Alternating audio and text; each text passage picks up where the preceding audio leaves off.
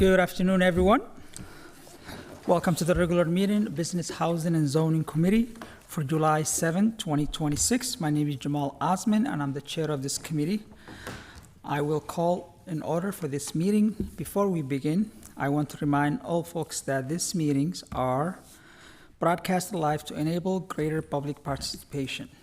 They include real-time captioning to increase the accessibility of our proceeding to the community. Therefore, all speakers need to be mindful of the rate of their speech so that our captioners can fully transcribe all comments for the broadcast. We ask all speakers to moderate the speed and clarity of their comments. We'll be using speaker management, so please sign up. At this time, I will ask clerk to call the roll so we can verify a quorum. Councilmember Rainville. Present. Warren. Present. Schaefer. Present. Chavez. Present. Chugtai is absent. Vice Chair Chowdhury. Present. And Chair Osman. Present. There are 6 members present. Let the record reflect we have a quorum. Our agenda is in front of us. We will begin with the consent agenda. If you want to speak during any of these 7 public hearings today, please sign up with the clerk. All right. Item 6, approves 6 liquor license. Item 7 approves 24 liquor license renewals. Item 8 approves Item 8 approves 2 gambling license. Item 9 approves amended business license operating condition for Breakfast Bar of Minnesota. Item 10 accepts the low responsive bid for snow removal at Minneapolis Convention Center. Item 11 authorizes the loan restructuring for Jigjiga Business Center. Item 12 authorizes financial agreement for rehab properties, part of Minneapolis Housing Finance. Item 13 authorizes revision to the alternative financing program. Item 14 is a resolution approving a land disposition and financial assistance from Hennepin County Housing and Redevelopment Authority. Item 15 authorizes the contract with Metro Consortium of Community Developers for Loan Services. Item 16 approves 2 street vacation located north of Franklin West. Item 17 refers to the staff and ordinance related to the anonymous vehicle regulation. And lastly, item 18 sets a public hearing for July 22nd to consider the mayor's nomination of Enrique Velasquez to the position of Director of Regulatory Services. Okay, with that, does any of my colleagues have questions? I see Councilmember Rainville. Thank you, Chair. I'd like to pull item 9 for a separate discussion and vote. Item 9, pull for separate vote. Councilmember Schaefer. I just wanted to make a comment on 16 before we move to the vote. And just to say thank you for this work on behalf of CPED and others about this vacation on these 2 small triangular parcels. This with the eventual transfer, hopefully, to MPRB. And this is something that we were very interested in for a long time, and I'm just very thankful to see that coming forward. This is an area of the city that does not have a lot of green space. It's one of the target areas for MPRB, and I'm thankful to see this vacation coming forward. Thank you. With that, I'll move all items except item 9.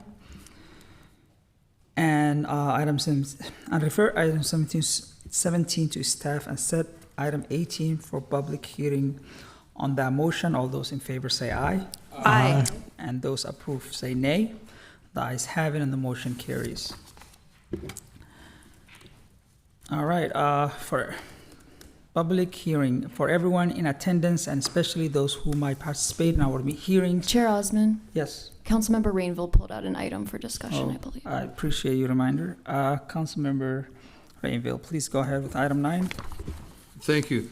So I see Ms. Lingo here. I'm wondering if you could describe the operating conditions for the breakfast bar.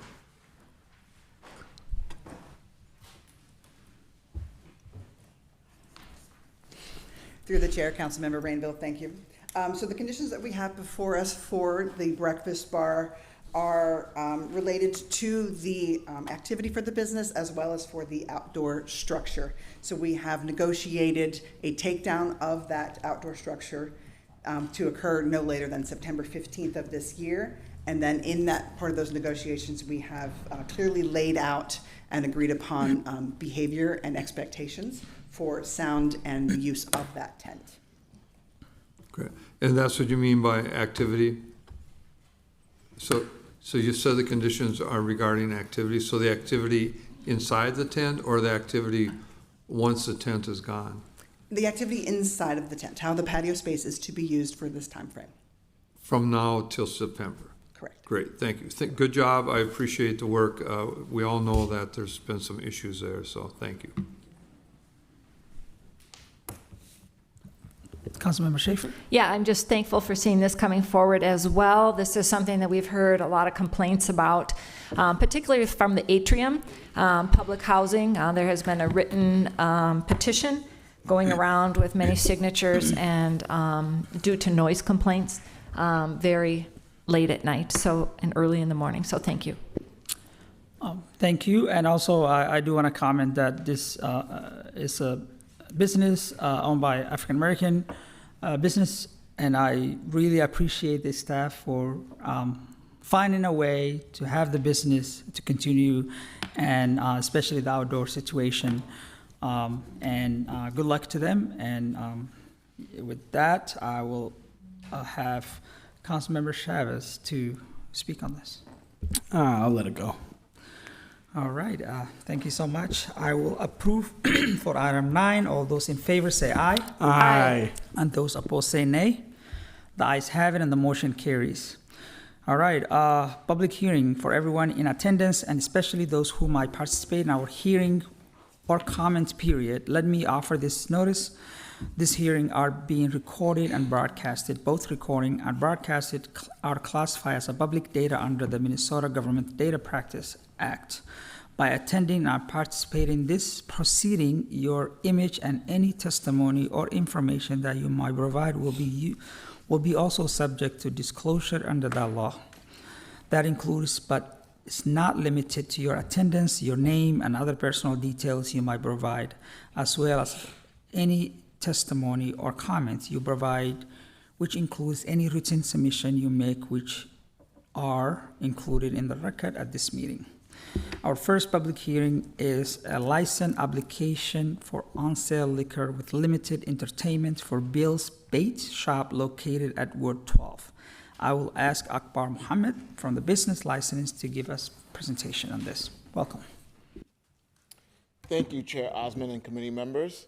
I am Licensed Inspector Akbar Mohammed with Licenses and Consumer Services.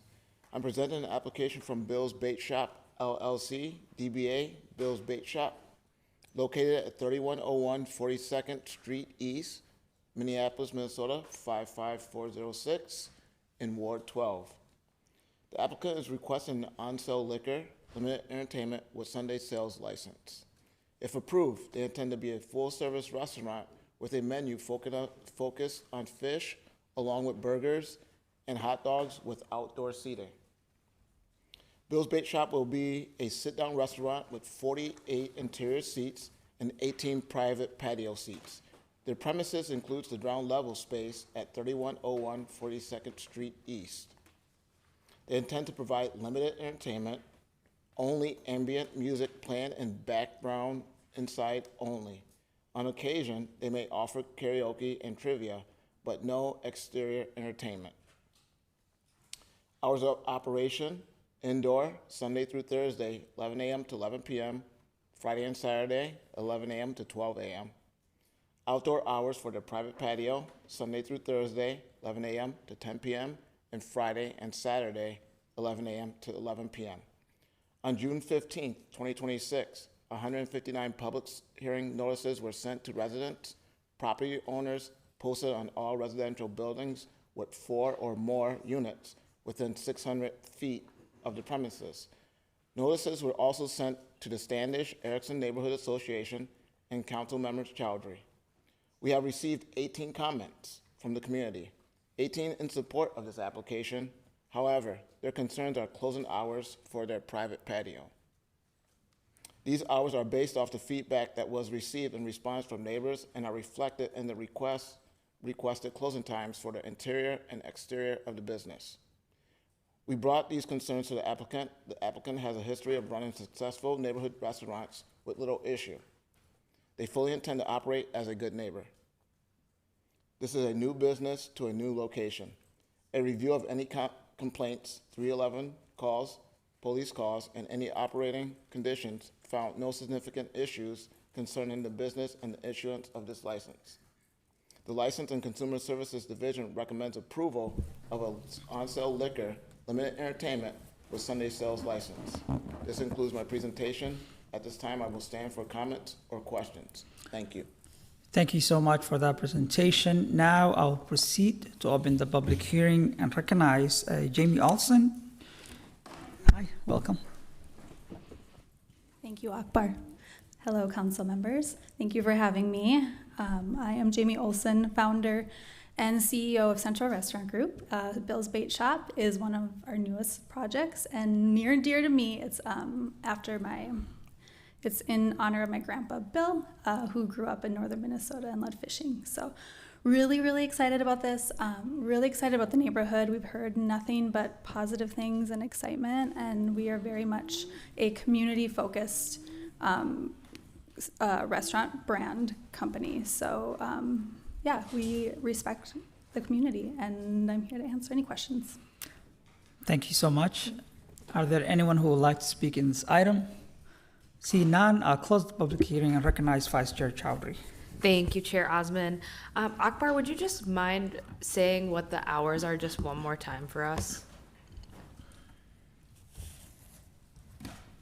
So the indoor hours will be Sunday through Thursday, 11 a.m. to 11 p.m., Friday and Saturday, 11 a.m. to 12 a.m.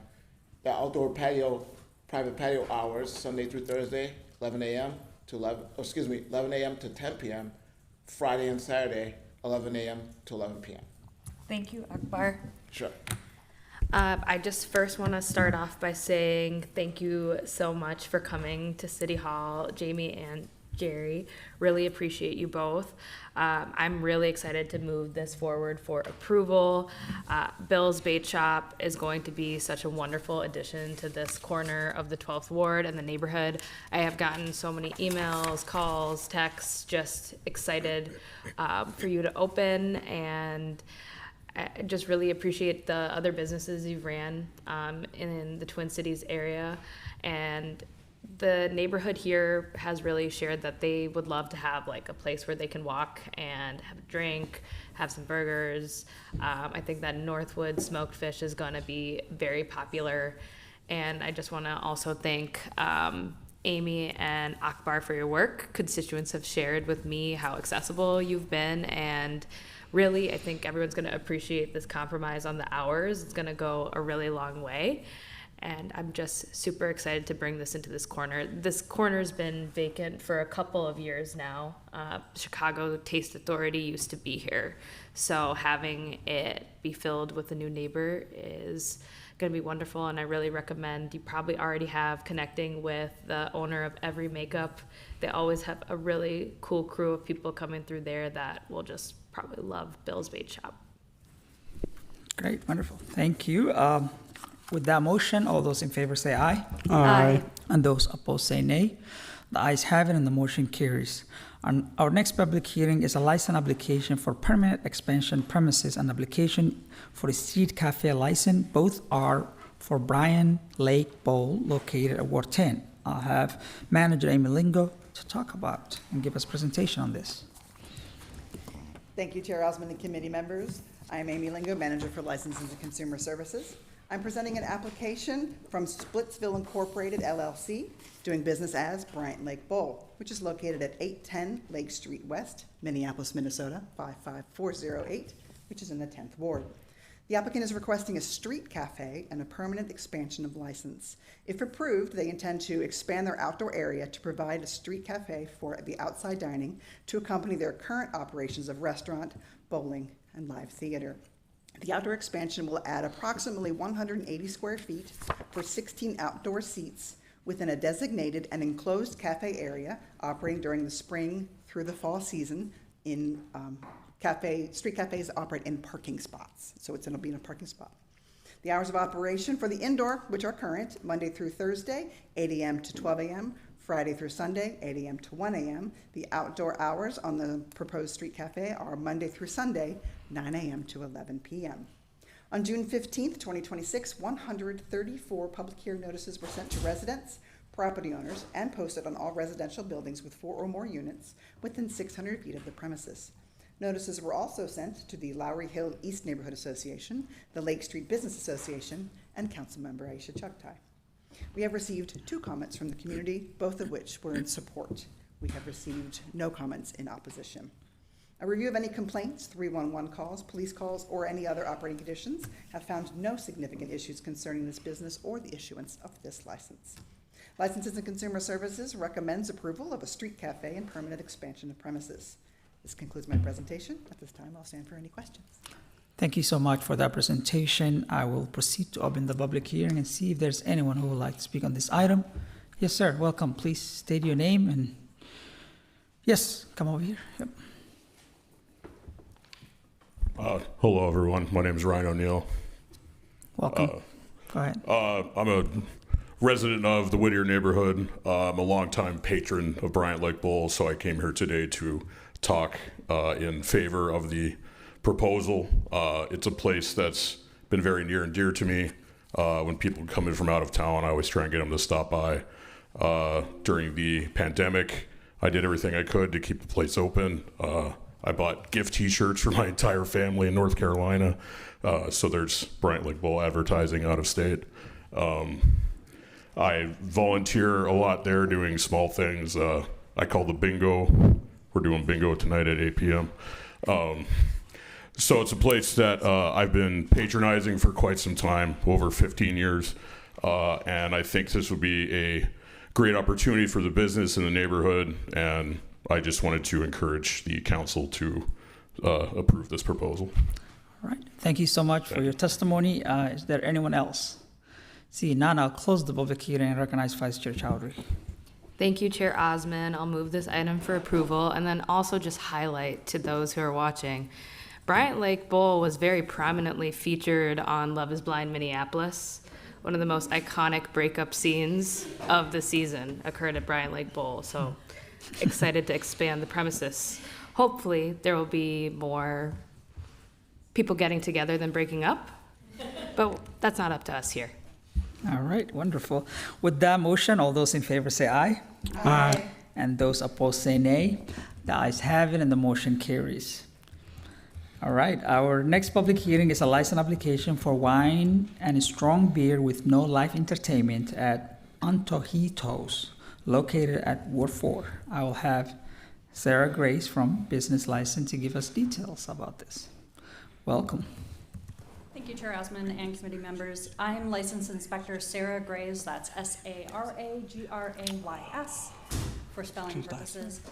With Licenses and Consumer Services, I'm presenting an application from Antojitos Ryan S. LLC, doing business as Antojitos Ryan. The business is located at 1724 Lowry Avenue North in Ward 4. The applicant is requesting an on-sale wine with strong beer and no entertainment license. If approved, they intend to add wine and strong beer to their full menu sit-down restaurant, which focuses on Ecuadorian and American cuisine. They've been open as a restaurant only for the past year.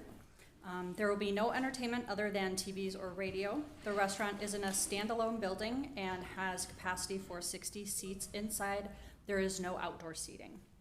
The hours of operation for the restaurant are Monday through Sunday, 11 a.m. through 9 p.m. On June 15th, public hearing notices were sent to residents, property owners, and posted on all residential buildings with 4 or more units within 600 feet of the premises. Notices were also sent to the Falwell Neighborhood Association and Councilmember Vita. We've received no comments from the community. A review of any complaints, 311 calls, police calls, and any operating conditions found no significant issues concerning the business and issuance of this license, and the business has completed a thorough security plan with the 4th Precinct Police Department.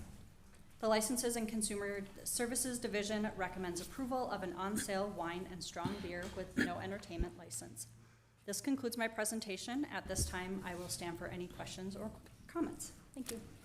Thank you so much for that presentation. I will proceed to open the public hearing and see if there's anyone who would like to speak on this item.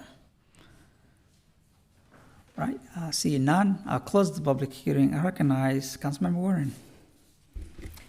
Thank you, Chair Osmond. I've heard nothing but great things about this establishment, so I am excited to know that they are expanding their operations there on Laurie in our cultural corridor. So this is exciting, and yeah, that's all I got. Thank you. With that motion from Councilmember Burrow, all those in favor say aye. Aye. And those opposed say nay. The ayes have it and the motion carries. Our next item is a public hearing related to the financing for the grain exchange conversion project. I'll have Amy Carr from CBET to speak more about this item. Welcome. Good afternoon, Chair and committee members. I'm Emily Carr. I'm a supervisor on the residential finance team in CPED, and I'm before you today requesting funding approvals for the grain exchange conversion project. Staff is recommending approval of up to $39 million in tax-exempt housing revenue entitlement bonds and up to $1.775 million in tax increment financing. I will be joined by Matthew Hendricks and Braden Rothy from Development Finance for the TIF portion of this presentation. The Grain Exchange Conversion Project is the proposed conversion of the Grain Exchange building from an underutilized office space into a mixed-use, mixed-income development. Sherman Associates is proposing to redevelop this historic complex located in the downtown west neighborhood of Ward 7 with into 232 units of mixed-income housing, including 210 units affordable at 60% AMI and 22 units at market rate, as well as 32,000 square feet of commercial and office space. The Grain Exchange consists of two buildings. The north building, 301 4th Avenue, is 10 stories. The first floor will be occupied by the current tenant, which is the U.S. Postal Office, resident amenities and lobby space, and rental units. The remainder of this building, floors 2 through 10, will be occupied by rental units. The main building, 400 4th Street, is 12 stories and will include commercial space on the first 2 floors. The 3rd floor and the 5th through 11th floors of this building will be rental units. The 4th floor, currently used as a co-working space, will be transformed into a 25,000 square foot event rental space to accommodate large gatherings such as weddings and conferences. The 12th floor of this building is a rooftop deck. Additional amenities include a club room, fitness center, lobby and management offices, and an outdoor play area for children. The developer, Sherman's Associates, is a well-known Minneapolis-based developer and property management firm with a portfolio that includes commercial buildings, hotels, and apartments. Sherman has developed more than 8,000 rental units in Minnesota, Colorado, Iowa, and Florida. Recent Minneapolis projects include Groove Lofts, Beam, and Ladder 260. The first set of actions before you today in this report involve the developer's application for tax-exempt housing revenue entitlement bonds in an amount not to exceed $39 million. As a housing revenue bond entitlement issuer, each year the city receives a bond allocation. In 2026, this allocation was approximately $72 million. Housing revenue bonds can be used to finance the acquisition, rehabilitation, and construction of affordable rental housing. Housing revenue bonds issued by the city are sold to investors to raise funds, and these sales proceeds are used to finance affordable rental housing projects. The debt or loan issued from a bond sale is an obligation of the borrower or the project and not of the city. Tax-exempt housing revenue bonds are paired with 4% low-income housing tax credits to generate tax credit equity or syndication proceeds. In the Grain Exchange project, the tax credits will generate more than $36 million in syndication proceeds as a source to the project. The total development costs of this project are estimated at just over $122 million. and the developer has also secured approximately $46 million in federal and state historic tax credits and environmental pass-through grants. The second part of this request involves the developer's request for up to $1.775 million in tax increment financing. I'm going to turn this presentation over to my colleague, Matthew Hendricks, to provide some background on TIF and this request.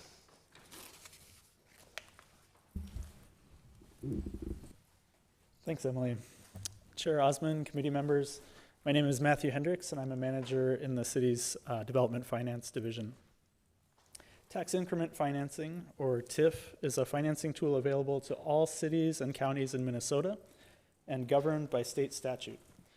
The city can only utilize this tool in accordance with the rules established by the State TIF Act, which means the TIF district can only support the specific project defined in the TIF plan. In other words, under current law, TIF cannot generate unrestricted general use funds. The project must include specific eligible costs, which are also defined by statute. And most importantly, the project must meet a but-for test, a legal requirement that local government must satisfy before creating a new TIF district to ensure TIF is only used on projects that are not financially feasible, but for public financial assistance. Based on staff's review, this project meets the statutory requirements for the establishment of a housing TIF district. I will now invite our summer urban scholar, Braden Rothy, to join me and share a little more detail on the request for the grain exchange. Good afternoon, Chair and members of the committee. My name is Braden Rothy, and I'm an urban scholar with the Development Finance team this summer. As noted, the Grain Exchange project is requesting $1.775 million in tax increment financing. As with all TIF projects, the increased property value resulting from the completion of this project will not be included in the city's general tax base until the TIF district is decertified, which is anticipated to occur 15 years after development completion. The city will also retain 10% of the tax increment generated each year to pay TIF administrative costs. The TIF recapture provisions for this project include two components. First, there will be a post-construction review of the deferred developer fee as compared to the current project budget. If the developer is able to increase their upfront fee via construction savings, improved financing terms, or any other factors, then the amount of TIF assistance will be reduced proportionally. The second piece of the recapture language could result in a reduction or elimination of TIF support for the project if the project generates significant proceeds for the developer in the event of a sale or refinance. This provision is consistent with our TIF agreements for other projects, and I will now turn the presentation back over to Emily.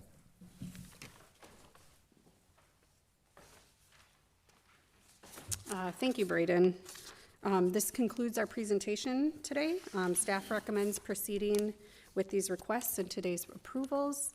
If that happens, the project will be positioned to close and begin construction this fall. We can take any questions you have at this time. I also want to acknowledge that there's representatives from Sherman Associates here as well today. So yes, happy to answer any questions. And thank you so much, staff, for your presentation of the project and also information about TIF. And on this, we will, it's a public hearing, so we will open the public hearing and see if there's anyone who would like to speak on this item. I'm seeing no one. I will close the public hearing, and I see a few council members who have a comment or question. I have Councilmember Chavez speak. Thank you, Chair Osman. I would first like to mention that building more housing is a good thing, and that I would rather build more housing in downtown Minneapolis while making it more family friendly than building out data centers in downtown. I think it's important that we should focus on our efforts on building housing for people in our city rather than building it for data centers. So I just want to mention that first. I guess for staff, I was wondering if you could please confirm that no data center is going to be a part of this housing project at all. I would just like to know that. Chair Osman, Councilmember Chavez, no data center Great. will be Thank part you. of this project. I want to make sure. I just want to get it on record. And I'm going to have a variety of questions for city staff. So can you please confirm the AMI breakdown for the public to know? I have the number, but I just want to get it confirmed for the public and people watching at home. Chair Osman, Councilmember Chavez, the breakdown is 210 units at 60% AMI and 22 units at market rate. And what does CPED interpret that 60% AMI the income range to be? I don't have the numbers in front of me. I'll ask other questions if folks were be able to figure that out, at least before the meeting ends. That would be helpful. Do you know under this development project how long is it going to be forever that it's going to be at 60% AMI, or is it a specific amount of years that it's going to be required to be at 60% AMI? So under the city tax credit requirements, it'll be a minimum of 30 years. Do you know what's going to happen? Is there any conversations with the developer on what's going to happen after those 30 years pass? Are they going to keep it at that level, or? So typically, tax credit LURA runs a minimum of 40 years. I can confirm and follow up after the meeting. On the tax credit scoring, there's an option to get additional points for extended affordability. I don't have the details of that scoring in front of me. Yeah, and I guess I'm asking more of like, has the developer at least communicated with staff what their plans would be after that? And not necessarily, yes, they're going to get some tax breaks here, but I guess my question is, has the developer made a decision on what happens after 30 years or even 40 years? We have the developer Okay. available if there's. Chris, come on up. Chair Osman, committee members. To answer that question, we're actually right now facing a similar decision with two properties in Northeast Minneapolis, Botno Commons, Botno Lofts, that we developed 25 years ago. And the decision we're making is we're re-upping another 30 years in affordability that will extend out ultimately the affordability at least 55 years. So similar with Grain Exchange as we get 20 years out from now, which I'll probably be back up in front in 20 years, making a request to reinvest more heavily back into the apartments. We'll come back in and we'll probably re-up on affordability long term. That's been our general practice, to maintain affordability long-term, high-quality housing, generational housing. We do not want to take affordable housing off the market. We want to keep it high-quality, long-term. So 20 to 25 to 30 years from now, I suspect we'll be back in front of the council, re-upping long-term for another 30 years in affordability with Grain Exchange. Suspect or will? We fully plan to. Okay, thank you. Just want to make sure. Thank you, Chair. I guess for staff, a question, just because I think TIF districts or piecemealing TIF districts, I think it's important for the public to better understand how this works. What happens if, let's just say, and I hope this doesn't happen because I want these buildings to be full and I want more people that live in these units. What happens if the project underperforms or if people aren't renting it out and the bonds aren't repaid on schedule? Does that impact the city? My understanding is that it doesn't, but I would like to understand what that means for the city. Yeah, Chair Osman, Councilmember Chavez, thank you for the question. You are correct that the city is not at risk of a debt payment issue if the project underperforms. The city in this case is issuing a pay-go TIF note, and so the risk for any variation from what we're currently projecting lies with the developer. Okay, thank you.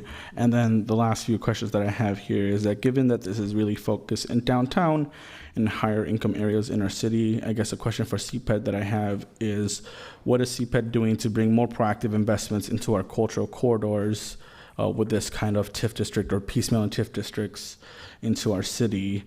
Where else is this used in Minneapolis? So would love to get a breakdown on that as well. I think my thing is you see $39 million in tax, whatever you want to call it, and you think my constituency then, like, where else is that being used in our city? Are we talking about different zones in Minneapolis, like on Lake Street, 38th Street, Franklin Avenue, West Broadway, you name it? So, yeah. Chair Osman, Councilmember Chavez, is your question specific to housing revenue bonds or tax increment financing? TIF, I guess, yeah. Either or, both. I know there's TIF, there's like less money on that, but I guess both both. There's many votes that are happening right now, so I would say actually both. Yeah. So the housing revenue bonds are a tool that are paired with a housing tax credit. And so we have a lot of projects. We close both new construction and rehab every year across the city. Typically, those are paired with our Affordable Housing Trust Fund, which does prioritize scoring for projects within cultural corridors. I do have the numbers here for your previous question around AMI, and I can answer that now. So for a 60% AMI household, that's up to a family of 4. The allowable income would be up to $78,900. For a family of 2, it would be $63,100. And I'll let Matthew answer around that. Yeah, through the chair, Councilmember Chavez, in terms of geography of use of TIF, TIF is a citywide tool, and we look at use of TIF on a case-by-case basis because each district needs to meet the state statutory requirements, but it's absolutely available citywide. And we could follow up with your office and send a map of current TIF districts if you like. Yeah, that would be helpful, of like where we usually use TIF districts, how it's applied, how often do we use it, areas in our city, maybe the past few years. So that would be super helpful. I'll be voting for this today. I just had a lot of questions that I think a lot of my constituents are just asking when they see this item brought before us. As I mentioned earlier, I am a big supporter of building more housing. I think building more housing is really important. I'd rather build more housing in downtown than data centers. I think that's just something that I will keep on naming because I am concerned that downtown is going to become a place of just data centers instead of housing and a family-friendly downtown. But I'll support this today, and I just hope that in the future, if we're going to be using this tool, that we prioritize more deeply affordable housing. I think that hearing the salary income range is still going to be hard for folks that are struggling to make it by to live in downtown. So I just wanted to make those comments. All right, thank you, Councilmember Chavez. I will recognize next Councilmember Rainville. Thank you, Chair. I don't have any comments about data centers. I'm going to stick to the germane here and talk about this project. But I wanted to thank our staff. This is really hard work to get all these numbers to match up and keep going back and forth with the developer. This project started 2 terms ago. I want to thank the developers for you are the best at providing housing for those who least can afford it. You've shown that time and time again in the city. Your heart is in the right place, and I really appreciate what you're doing to help those who are less fortunate in our city. So thank you very much. I will be voting for this today. Thank you, Councilmember Rainville. I recognize Councilmember Schaefer, and hopefully she will make the motion too. Sure, I'll just say thank you as well. In times where there's many places to invest your money, I want to say personally thank you for investing in affordable housing in the city of Minneapolis. That matters, your track record matters, and you matter to this city. And so thank you to CPED for your willingness to cobble all these things together and for your perseverance in putting this deal together. Because I think a lot of people are going to benefit, and I'm thrilled to see that reality start to happen even this fall. So thank you for the quick timetable. And with that, I will make the motion to move forward the grain exchange conversion project financing. Second. Thank you so much. I will also make a comment here. I really appreciate the developers thinking this is something to celebrate. We're talking about this conversion plan in our downtown, and especially after the COVID, and things are changing around. So this will be a really good model for the city of Minneapolis to follow, to bring people in downtown. They're close to work, a place for folks to afford. And I did talk to the developers to really even get more deeply affordable housing, and they say they will look into it. But also the exciting part about it is there will be a commercial space in the area where across the street from here, very short distance for the people that work in this building to kind of go and really enjoy place. So super excited for this project and can't wait for the ribbon cutting when this will open. With that motion, all those in favor say aye. Aye. And those opposed say nay.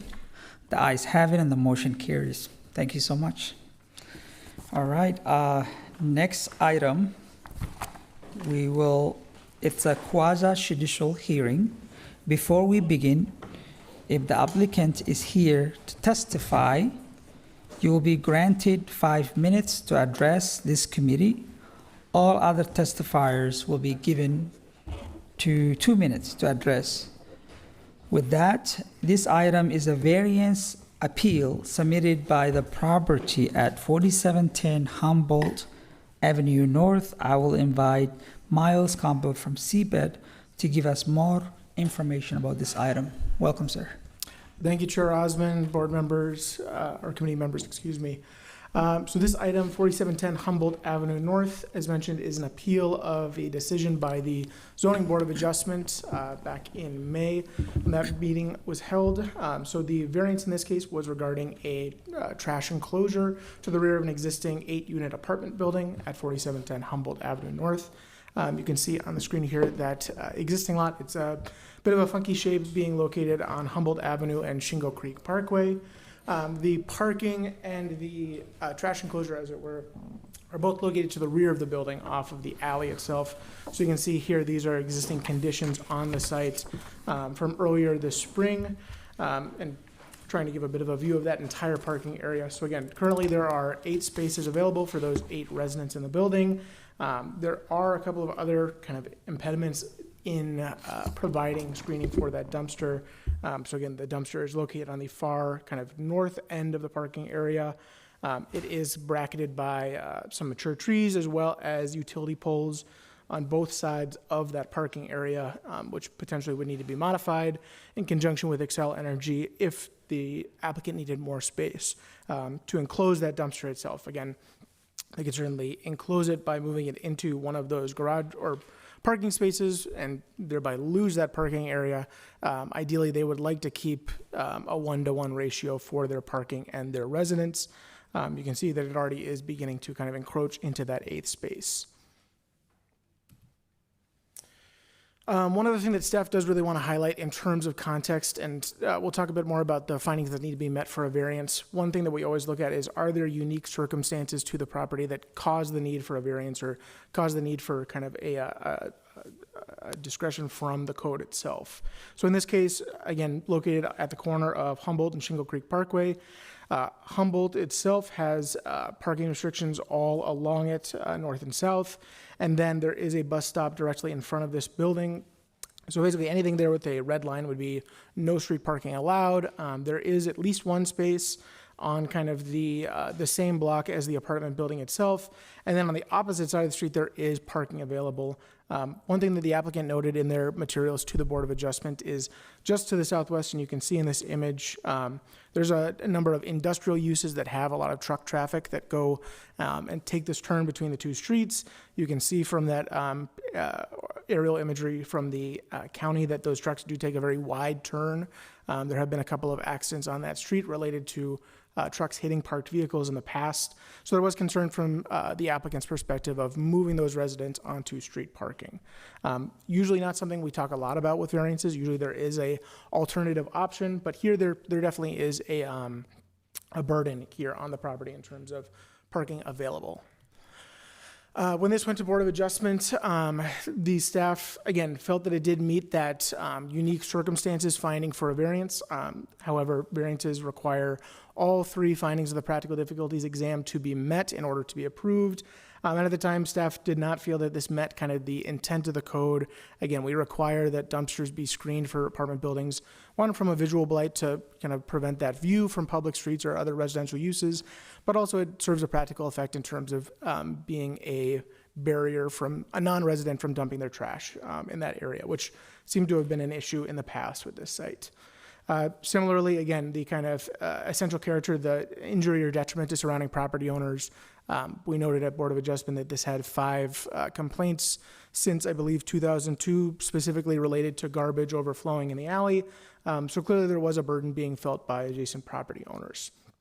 One thing that we noted at the time, and this was something where staff and the Board of Adjustment were both under the impression that we could not set any sort of conditions related to hiring a staff person on site. We have confirmed since that meeting with the City Attorney's Office that one option available to you all would be to condition the variance's approval on the hiring or the maintaining of that site through something like a live-in supervisor, a live-in building manager.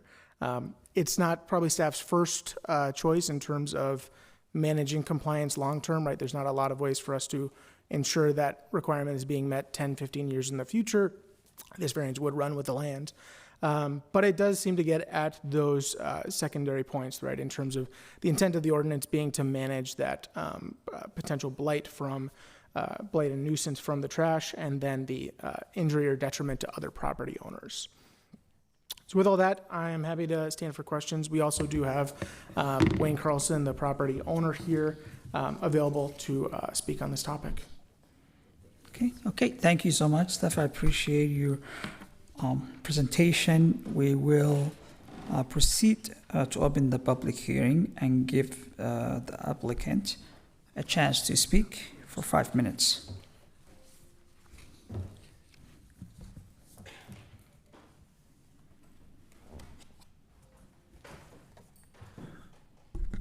Is this close enough? Yes, please go ahead.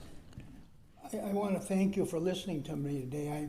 Please state your name. Pardon? State your name. I'm Wayne Carlson, and I'm the owner of the Horner Carlson Family Partnership and the building. And I just want to thank you for listening to me, because for me it's very critical what I'm talking about, and I realize that all you people have a lot of things on your agenda that are a lot bigger than my issue, and I thank you for listening to me today. What I'm filing for an exemption to the Board of Adjustments for having a refuse container around my garbage container, and I'm doing this. The bottom line is this: having this surround around my garbage container has some unintended consequences, and the basis for that is that about 2 of my 8 parking spots, I can't see well, are going to be taken up with this enclosure. And then I have really 3 choices I can make. First of all, I can extend the parking lot, and it's going to cost about $138,000 to do that. Or number 2, I could force 2 tenants to park on the only 2 parking spots available on Shingle Creek Parkway, and making them vulnerable, a dangerous turning corner for thousands of 18-wheelers. Or I can add it to and third alternative is the one that I'm proposing, that I can add to the management team a person that would live in the building, or a tenant that's in the building, and daily scan the parking lot to make sure that there's no stray trash. In addition to that, I've also, at this point, also enlarged my container. When I was before the Board of Adjustments, it seemed like that wasn't a place for me to really be. And one of the ladies there, is it more important to have a surround or to have control of the rubbish? The initial ownership, I bought this building to preserve a tax-free exchange 25 years ago, with the understanding that the building was going to be taken as part of the Greenway project. I understand that after I bought it, the intention was changed when the neighbors insisted that the property be left as a buffer to the intersection and the commercial area. I managed the property as a Tier 1 property for 25 years. I visit the building at least once a week, cleaning the interiors, cutting the grass, blowing the trash out of the parking lot. I believe this way of managing gives me the ability to be on the premises and see what's going on. Over the years, the refuse handling has been changed from individual containers to larger dumpsters to improve the system. The 2 pictures taken by Stuart and I show here by the city shows a clean and orderly dumpster area. All the neighbors have seen that see the dumpster have signed a letter back when supporting me in leaving the dumpsters initially. My interaction with the council and inspection. The inspection department ordered that I provide a surround. I appealed to the council person, Vito, and she told me she had asked the inspector to leave me alone, and I was a Tier 1 landlord, and she wanted to keep me in the neighborhood. I talked to Council Vito after that, and she suggested, in addition to my hands-on management, I hire someone in the building to daily supervise a rubbish container on a daily basis. I have done that. In addition, I've added on to a larger container to take care of that. She only recommended that I try and appeal more to veterans who might have a little more respect for my property. I think this should solve the problem of cleaning up the loose paper and plastic around the building. The cost to comply and keep parking. Keeping the parking amenity for the 8 tenants requires the parking lot to be extended and paved for 2 new spaces. It requires the moving of 1 or possibly 2 utilities poles to create a new space. It will also require removal of a large tree to the north, 1 to the south, and a hedge to the south. It requires the moving of phone, electrical, and Comcast lines at incredible cost. The cost to remove the trees, utility poles, dirt removal, and repaving the lot has a cost of over $137,000. This is beyond my financial capabilities and most likely forced me to sell the property. The Minneapolis restricted parking. There is no legal parking on either side of the Humboldt, which is the front of the building, and on the side of the building, there is no parking because of the bus stop. There's basically 1.5 spots that people could park there, and then that would be subject to a snow emergency area. There's no parking to the north. There's no parking to any area around my building on the north, south, east, and west, except these 2 parking spots. Sir, you run out of time. If you can wrap it up, that would be great. Well, I was going into the parking on the street is unsafe because there's about 17,000 turns on that street, and there's been 3 accidents in the last year there with vehicles running into my building. Front's been blocked off the vehicles, and right now there's a bus stop that's knocked over.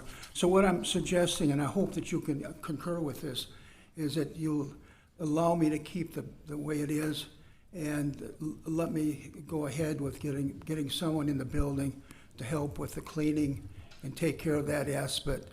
I think this is probably in the best interest of the city, the tenants, and the neighbors.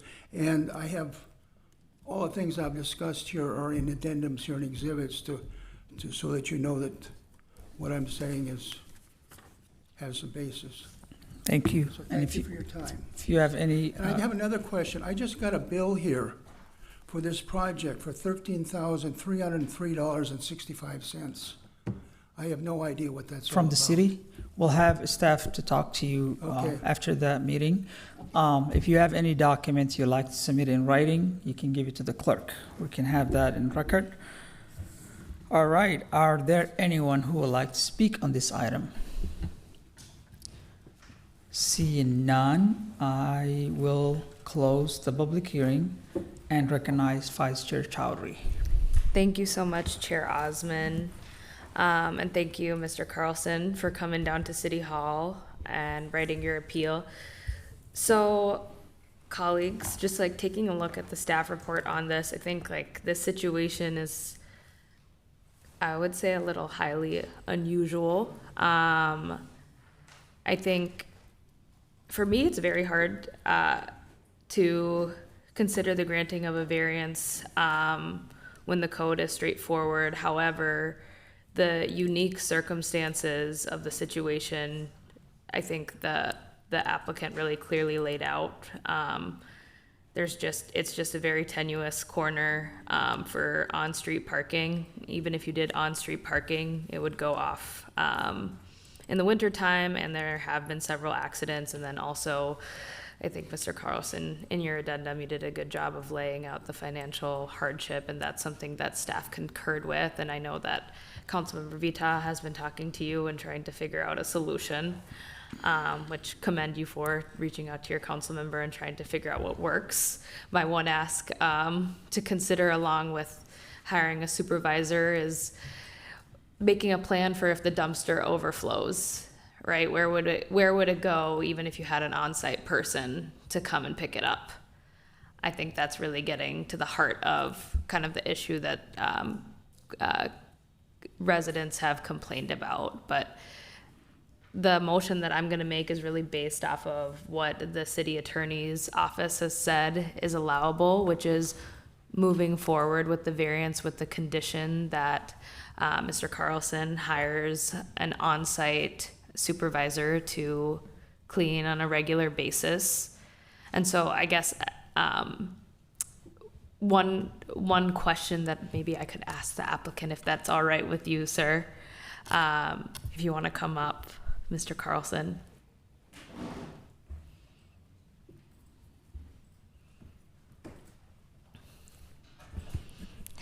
My question for you, sir, is in addition to the on-site supervisor being there, will you just commit to making a plan for maybe if there's extra space needed for overflowing trash? I know someone will come and clean it up, but just making sure that there's a way for community members in your building to know that there's a way to address the situation as it occurs.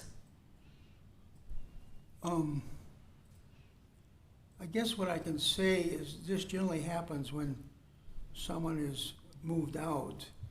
And like in the last one I had moved out, I had an 8-yard container come over and we put all the garbage in that container and had it moved out that way. So I guess that I think I've answered your question by my actions already. Is that, have I answered it? In part, just making sure that I think the goal is getting at ensuring that there's no overflow of trash and trash on the ground. And it sounds like the supervisor is going to help with that, but making sure that folks feel like they have a way to understand that that's how they can address the situation. Just making it clear to your tenants that this is available to them. What is available to them? The on-site supervisor and additional cleaning, if we grant you the variance. Did they know that someone is doing that? Yeah, and how to get a hold of them. I know you're at the property once a week. You shared in your addendum. Of course, and I think they already know who's Okay. doing it. Well, good. It's obvious. I just ask because it's highly unusual for us to grant a variance for something like this, but we have a way to condition it. But the goal is to address the problem at hand, and it sounds like there's a good plan for it. Well, I concur with what you're trying to do. Okay. Well, thank you, sir. That's the motion that I'll be making. Second. All right, seeing no one else, I will. Apologies, can I just seek clarification here? If the intent is to move forward with an approval of the appeal, I would respectfully recommend in that case that you do move this forward without recommendation at this moment and direct staff to prepare findings of fact in accordance with that motion. Okay, that sounds good, Attorney Schutt. So ultimately, the goal is to move for the appeal, grant the appeal with the condition to hire an on-site supervisor, and we will ask staff to work with us to create the findings, and we'll move forward without recommendation. Without recommendation. I think it's... All right. Perfect. Thank you, Councilmember. So with that motion from Councilmember Vice Chair Chowdhury, all those in favor say aye. Aye. And those opposed say nay. The ayes have it and the motion carries. All right, thank you. All right, next item is, a second here.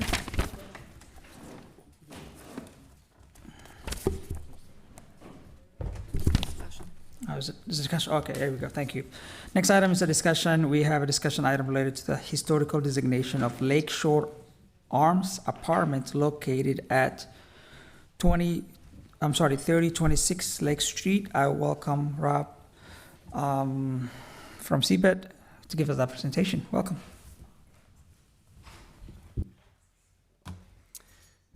Thank you, Chair Osman, and good afternoon, council members. My name is Rob Skolecki. I'm a senior city planner in the historic preservation team in CPED Planning Division. Today I'm presenting the designation of the Lakeshore Arms Apartments, which are located at 3026 Lake Street West.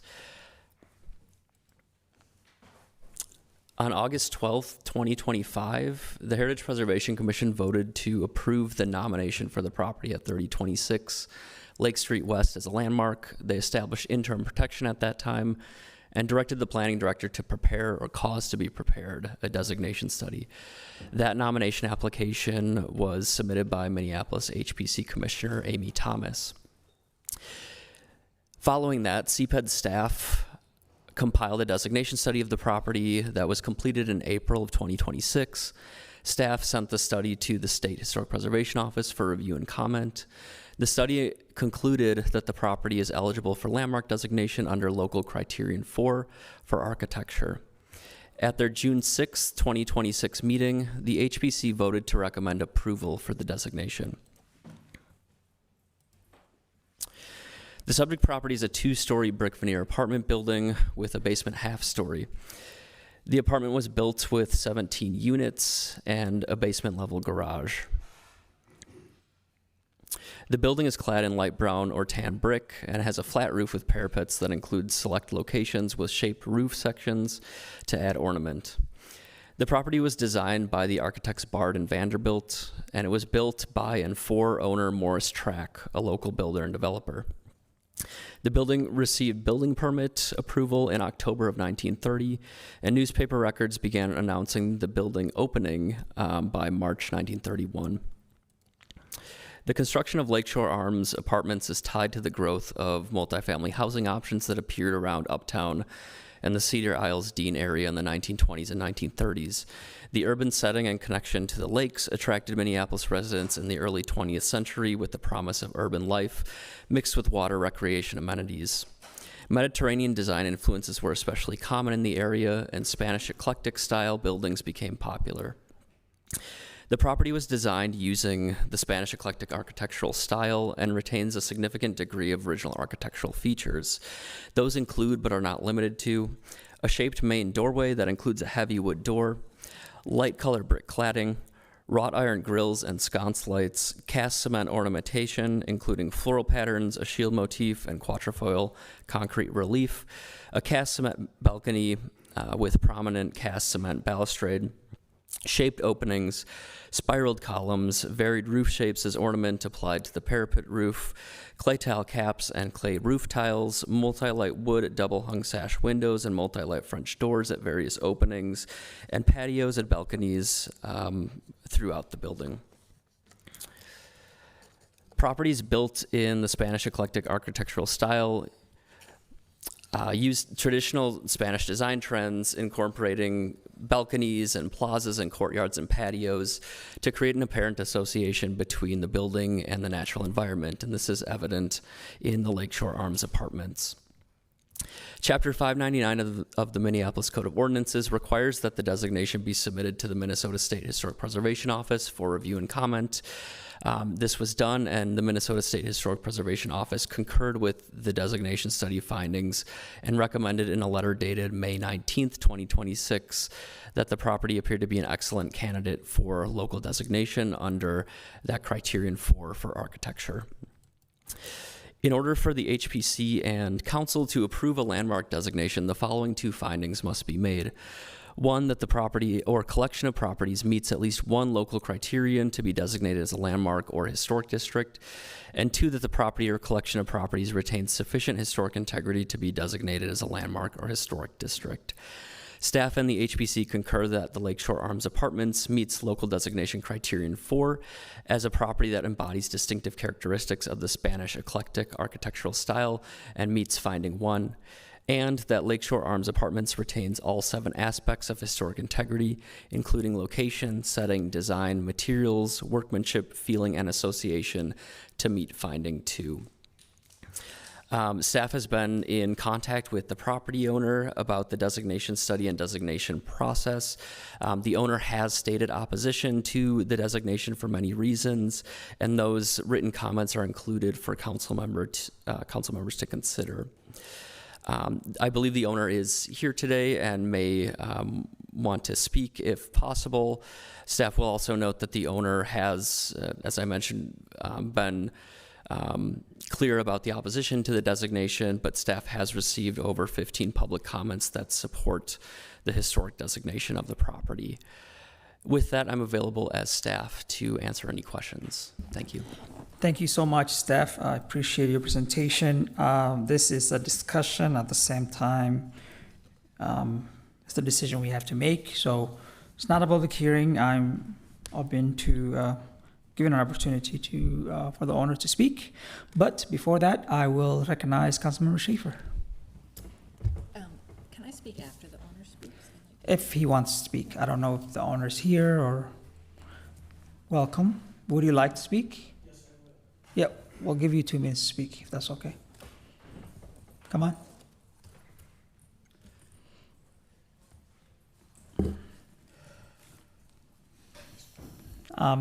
It's not a quasi-judicial or anything like that, but I would say usually we give the applicant 7 minutes or so, but it's not set up that way today, so I would just give you a short time to kind of give us a little bit of, yeah. Okay, Chairman Osmond and Vice Chair Cowdrey and committee members. My name is Steve Hornig, and together with my brother Gary, we purchased Lakeshore Arms about a year ago now. My family has owned, restored, and managed apartment buildings in Minneapolis for 4 generations, over 100 years.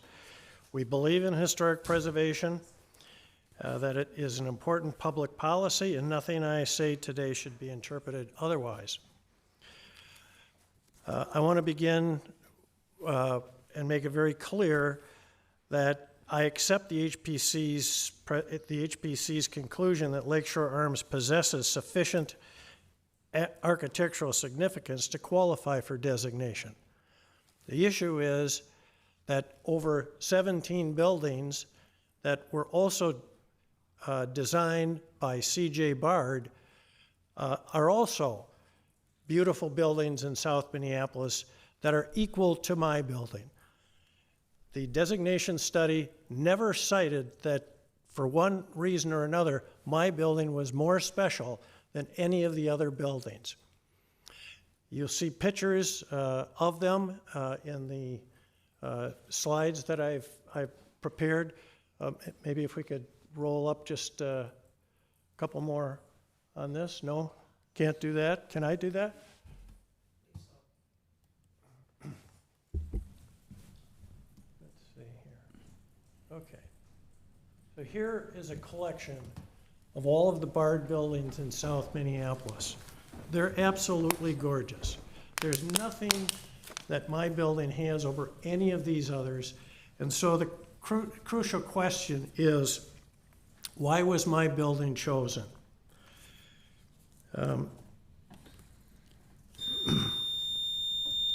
Sorry, please continue. I want to hear. Your responsibility here is much broader than looking at the architectural features of this. You, under the statute, the ordinance, chapter 599, you're required to look more broadly, not only at historic preservation, but also the economic growth and general welfare of the city and the implementation of the Minneapolis Comprehensive Plan. That requires balancing on your part, balancing several important public policies, not just preservation. I respectfully submit that when all of these policies are considered together, designation of this particular property is not in the city's best interest. Sir, if you can wrap it up, please. So we have 17 other properties. Mine is not chosen. 2 other quick points. Under the demolition statute, if you don't designate this today, the demolition statute in Minneapolis is very protective of buildings that are on a special list, which my building is, that if there's ever a demolition permit put forth, there'll be another opportunity to look Thank at you. this. And I think to foreclose the city, to give up the possibility of a greater development to not only for housing, more housing that includes affordable, inclusionary housing, without seeing a specific proposal even being presented is really premature. I appreciate your time. I'm sorry, we ran out of time. Okay. I see Councilmember Schaefer. Thank you, Mr. Hornig, for those thoughts, and thank you for your long history of providing affordable housing in Minneapolis in many of our communities across many wards. And I know that there are ups and downs to the housing industry, but I want to say thank you for that provision and that commitment to affordable housing in our space. Today, I will be making a motion to deny the historic designation. Primarily, as you can remember from the first picture, that this is really a building that is on and surrounded by more high-density apartment buildings. And I know that we have heard today that he has no plans to demolish this building, and we have the demolition statute to fall back on. Putting this historic designation in place now would completely foreclose the addition of higher density housing at this spot at any point in the future, which is really inconsistent with many of the 2040 plan goals for this area. So I will be supporting this denial of the historic landmark designation. Thank you, Councilmember Schaefer. I will recognize Councilmember Chavez. Thank you, Chair Osman. And I guess maybe ask my colleague, Councilmember Schaefer, if she would move the motion to deny without recommendation. I just would rather have more conversations with staff about what this means. So at least I don't want to commit to my position today. I want to have more conversations about how this came to be, and I do have questions. So I'd rather. That's absolutely fine Okay. with me, Councilmember Chavez. Thank you. Vice Chair Chowdhury. Thank you. I have a question for staff.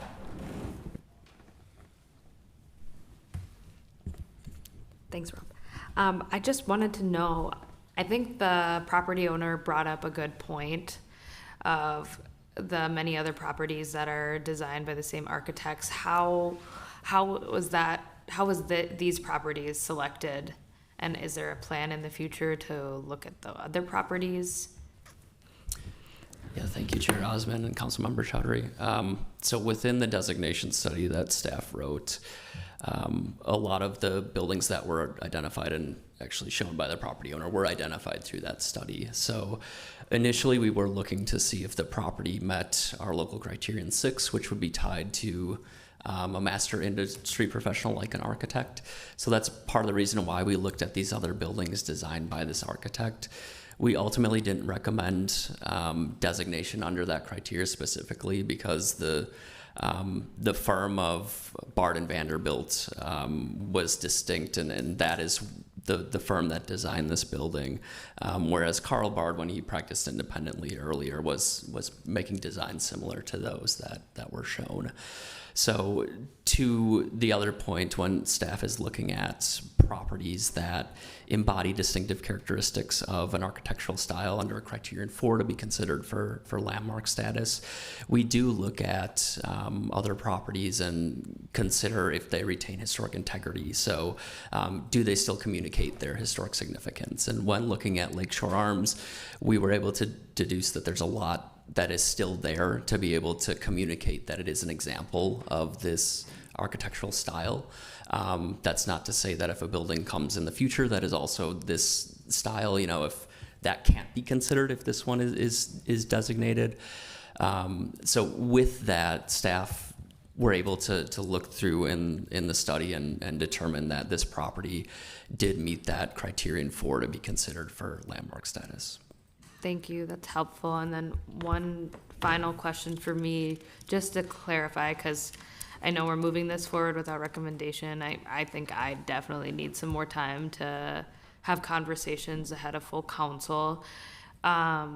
Should this go ahead, and this is also just for my understanding for future local historic designations if it comes to us, should a resolution pass through this body, what are the next steps that follow? I know you said it in your presentation, but I'm kindly asking you to repeat it. Sure, Chair Osmond, Councilmember Chowdhury. To clarify, are you asking if this is approved or denied? After approval, if there is approval, what happens next? Sure. If this is approved or recommended approval today, it will go up, of course, through City Council for your vote on the resolution. And then that goes up to the mayor's desk, and once it's signed and published, then that would be when it would formally become a City of Minneapolis landmark. From that point forward, any changes to the building would be reviewed by federal standards through the National Park Service to make sure that any changes to the exterior are being sensitive to the property's significance. And if a future property owner would want to demolish, they'd have the ability to submit an application called the demolition of designated property to make that decision at a future date if it comes to that. And that would go to the HPC, right? Future Correct. Demolition. Okay. And is landmark designation any different than historic preservation, or are they the same?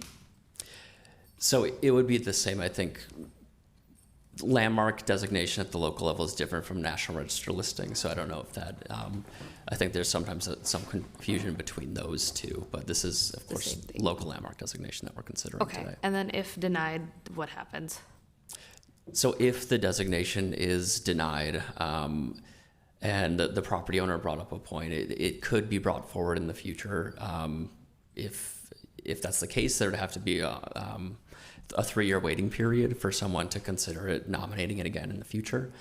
But there is a possibility to reconsider a history of a site with a future timeline. So. Okay, great. That's all my questions. Really appreciate it. All right, Councilmember Rainville. Thank you. I do have a question for staff. Why was this property chosen to study? Chair Osmond, Councilmember Rainville, this was submitted as a nomination by a Minneapolis Heritage Preservation Commissioner, and they do have the authority to do that. And I think it was just a personal interest in the site that led to that. Thank you. All right, seeing no one up. Councilmember Chavez. One last thing, I guess, one, I'm still trying to learn more about this. I had a full council, so I'll probably be reaching out. My question is, let's just say, and I don't know what way the council's going to decide on this issue, but let's just say they decide to approve it. Does staff have any concerns that it would set a precedent for the rest of the buildings that were identified and what that would mean for housing in our city? I don't know, I'm just wondering. Chair Osmond, Councilmember Chavez, I think I understand your question. There's never going to be a precedent-setting decision for any property in the city that's being considered for landmark status. But at any point in the future, if one of the nominators who is able to nominate a property that the city wants to bring forward, one of the other examples for consideration, that is a possibility. Okay, thank you. All right, thank you so much. With that motion to forward this item without recommendation, all those in favor say aye. Aye. And those opposed say nay. The ayes have it and the motion carries. All right, our last item is presentation related to the impervious services. Here's a presentation from Miles Campbell from CBET. Welcome. Thank you, Chair Osmond, committee members. I will be presenting today, but we also do have further staff from our Public Works Department, Surface Water and Sewers, available for any questions you all might have at the end. Again, this is a receiving file for a legislative directive that came out of Councilmember Wansley's office last year, looking at impervious surfaces and in particular artificial turf or synthetic turf systems, and how those could be, how they are currently managed in code, how they could be managed in code, and kind of those long-term impacts for those systems. One of the principal questions that we started out with was just what is artificial turf? A kind of working definition that we had, this actually is not in the code today. It was proposed by our code development team Independent from this legislative directive, as they were looking at kind of our single-family housing code, looking at updating the definitions chapter to address artificial or hybrid turf, a system which has the appearance of natural turf grass or reinforces natural turf grass, but is not 100% natural turf grass. Basically, what I would say, again, this was a pretty broad definition. I think it is a good starting point to think about it. There are a really broad range of these types of systems out there. They can take many different forms. One other thing that I would note, though, is we, in terms of our literature review, the Minnesota Stormwater Manual is preparing and has been kind of preparing to provide some guidance on synthetic turf systems. It was a requirement from the legislature, I believe, last year through a study, essentially.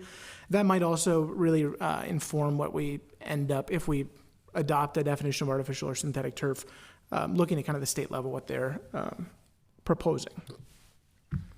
In terms of how artificial turf is regulated today, I think the main thing that I do want to leave with you all here is that it is not a prohibited thing in the city. Folks can have artificial turf. The main two standards in zoning that they are subject to would be impervious surface requirements. So we have a maximum on impervious surface that you can have on a particular lot, depending on the zoning district. And we currently treat artificial turf as an impervious surface, similar to other things like permeable pavers that, you know, purport and represent that they are permeable, but which either have maintenance requirements or which may have other drawbacks. And secondarily, it is not considered an alternative to required landscaping. So when we talk about required yards for a property, you cannot have artificial turf in those required yards in lieu of a natural grass or natural landscaping. If you cannot meet those two standards in terms of providing artificial turf, typically and historically, the avenue for you has been to seek a land use variance from those requirements. And then from the public works perspective, they noted that any project that does disturb over half an acre or more of soils does need to demonstrate compliance with city stormwater requirements. So that includes runoff rate control, water quality, and volume control. Typically how that works, and again, I would defer any really in-depth scientific questions to our surface water and sewer staff, but design documents are provided as part of that application that are then used to model or simulate the performance of that ground cover material in a rain event or a storm event. One thing to note here, there really is not a application or a permit or other regulatory document that would trigger for a very small scale application. So if someone wanted to replace their front yard with artificial turf, there right now is just not a review mechanism or anything that triggers a city review. And that would be something that would need to be created and obviously has kind of knock-on effects in terms of enforcement. Part of this legislative directive was looking at the climate and water quality impacts. You know, how can we justify artificial turf as an allowed material in lieu of some of our goals around climate sustainability in the 2040 plan? In terms of those that work in favor of artificial turf, there's definitely an argument for decreased water usage. It's part of the reason why they've seen a much larger uptick in like the southwestern United States and dry areas. It also typically incorporates recycled materials. So we're going to talk a little bit about rubber crumb or crumb rubber infill. Those are typically made out of recycled tires, and that is really one of the few ways that the industry has found to reuse that type of material. And then the other note is from like a sustainability or, you know, the climate cost to the functional or the use cost. Typically those artificial systems, especially here in the north where we have kind of wacky weather over winter and spring, they have a longer usable period. So an artificial turf is ready sooner and is playable longer into the fall and into early winter than a natural turf. In terms of kind of points against artificial turf, one of the main things is that this would be a contributor to urban heat island effect in terms of that plastic does retain and hold on to heat a lot more than a natural grass would. Obviously, if you're replacing natural landscaping, you're losing some biodiversity and natural habitat. And then there is just a higher carbon footprint in installing an artificial turf field. There can be some savings in terms of, again, having decreased water usage. But a thing to keep in mind is that these typically have about a 10-year lifespan. So even if they're using recycled materials and even if they're allowing for a longer, you know, in-year usability, there's still going to be kind of a deadline on that field where it needs to then be disposed of, typically to just a landfill. Again, I mentioned that rubber crumb infill material. This was one where we did reach out to our environmental health staff, and they really highlighted a lot of concerns about the potential stormwater impacts of that rubber crumb material washing out into water bodies around us. Specifically, there has been some studies monitoring levels of heavy metals, PFAS, PAHs, and just in general microplastics. They're a major source. Again, more so from the kind of habitat or economic health or ecological health, rather than like a person playing on the field is not necessarily going to be subject to some of those chemicals, but it would run off into the water. Looking at kind of changes to the ordinance and specifically looking at the zoning code, because that typically has been the larger barrier for some of the projects that we've seen in the past like 5-10 years that have come in looking to do artificial turf, either for like an athletic field context or for, again, a more residential or quasi-residential use. One is that right now, obviously, we treat artificial turf as an impervious surface. One option would be to exclude those types of materials from maximum impervious surface calculations. There's a couple concerns here from staff's end on this. One is partly just allowing for more of these types of services is not necessarily in line with a lot of our long-term sustainability goals. Obviously, we mentioned urban heat islands. If you just kind of roll these out in a lot of different areas, we're going to see an uptick in that kind of heat retention at the ground level. The other side is just, though, from a like enforcement perspective and a kind of the infrastructure surrounding these types of uses. Again, we would need to create some sort of a permit to facilitate these types of applications. Along with that, there'd be inspections and then long-term compliance, which is really not something that our inspectors do today. Secondarily would be to essentially allow artificial turf as a replacement for natural landscaping. Again, there is some argument for where that could be allowed as a permitted obstruction or where it could be allowed in those required yard areas. Staff does have concerns about kind of wholesale treating this as a landscaping material. We have had a couple of cases in the past, I think since 2020, where we now allow things like landscape rock to be used in certain areas, but typically there are restrictions there in terms of requiring plantings to be still spaced in that. It can't just be landscape rock, or you can't have it in areas that would wash out to your neighbor's property.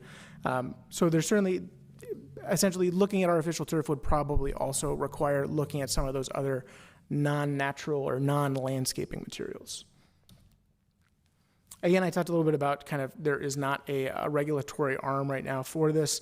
One of the major impacts would just be increased staff needs in terms of, again, our inspectors are not currently trained to, we obviously would need to kind of create a performance standard for any of these systems that are going to be deemed as pervious versus impervious surface.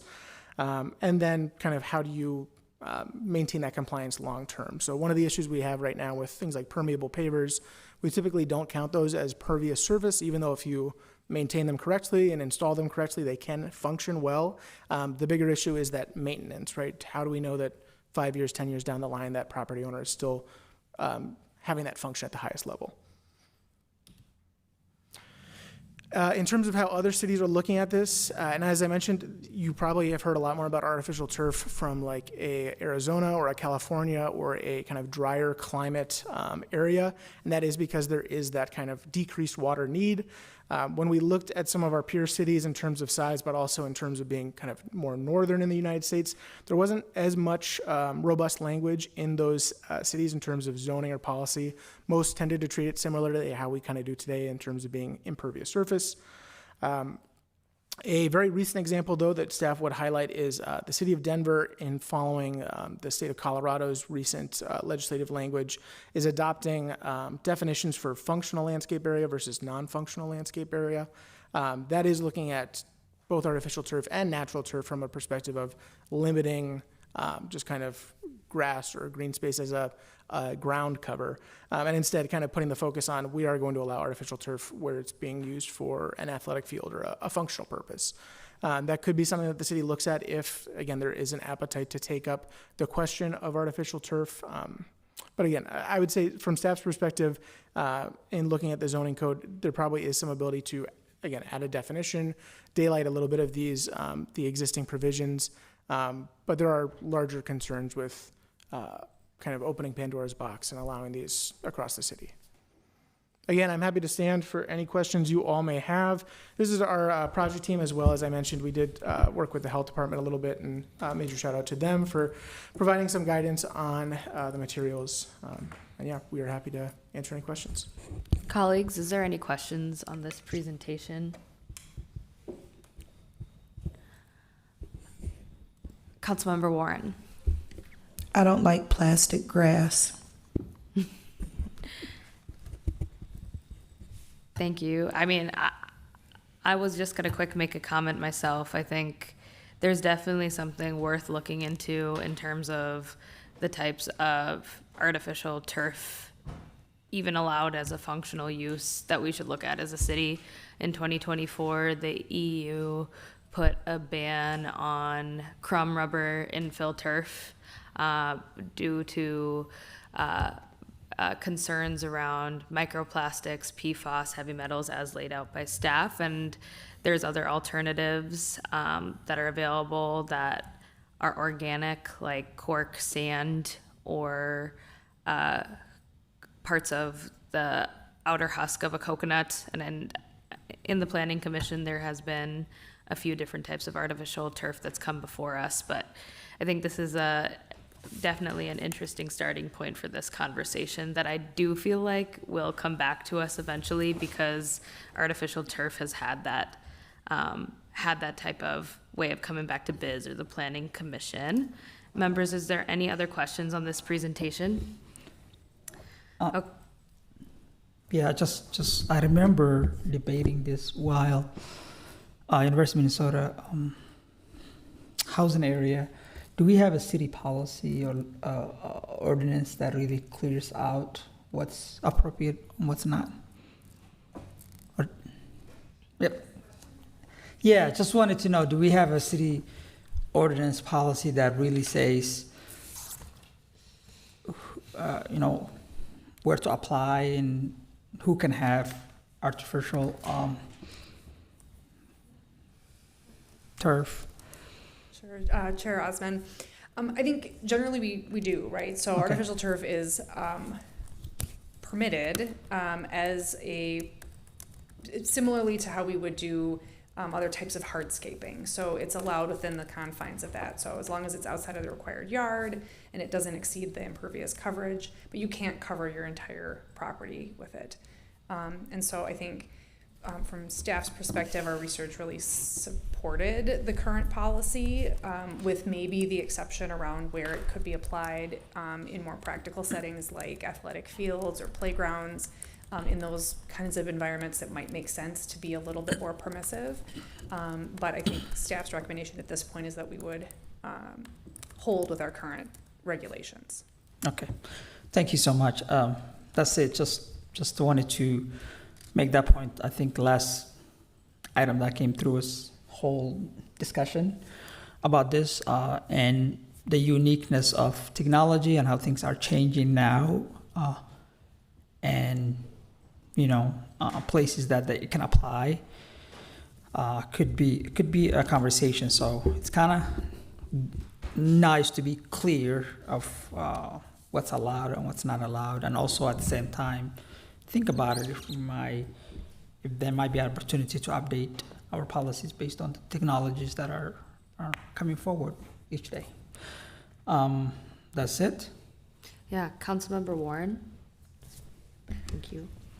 I'm glad to hear you say that you can't cover your entire yard with this impervious grass, because you're not even seeing worms come out the ground anymore when it rains. We have had a lot of rain, and I bet you haven't even seen worms crawling all over the sidewalk. You used to have to sweep the sidewalk to get rid of all the worms. What happened to the worms? And I think this impervious grass and all of these artificial turfs is the reason why we don't even have good quality worms anymore. This is really sad. So I think I'm glad to hear that people can't cover their entire whatever's with this, but we should be very careful about the things that we're doing to our environment and just grow regular grass. And do like old crotchety cantankerous people used to do when we were kids back in the early 80s. Tell people to stay off your yard. The end. Thank you, Councilmember. Councilmember Schaefer? Yeah, I'll just make a couple comments. One is that I know crumb rubber is not used at all in the park system anymore. There may be some latent outliers, but that's not where they move forward. And many of the soccer fields are sand filled, Elliot. And then I would say I'm not sure we as a city have jurisdiction over fields and playgrounds that would be on park land. So that might be a question just for further investigation. That was my one comment. Thank you. We can ask that question now, because now I'm curious if we have any jurisdiction. Okay. CPED, I don't think we do, but maybe we do.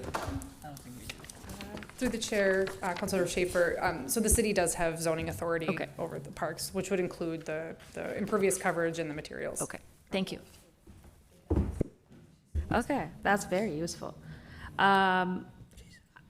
Is there anyone else that wants to be in queue? Councilmember Chavez?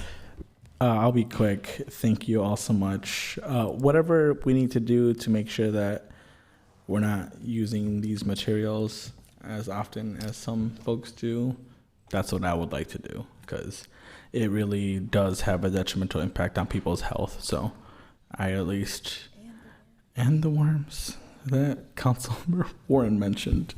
But yeah, in general, thank you so much to staff for the presentation today. I'd like to know in the future, based on this presentation, which has been outlined, what we need to do to make sure that we're not using these artificial things that are really impacting people's health. So yeah, I just wanted to mention that. Thanks.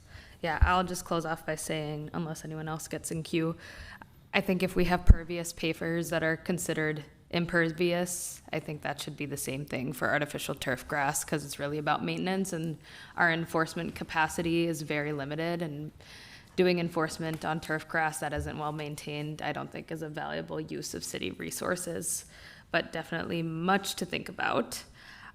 Seeing no one else in queue and no further discussion, I'll direct the clerk to file that staff report and presentation, and no further business before us, and with no objection, I will declare this meeting adjourned. Thank you.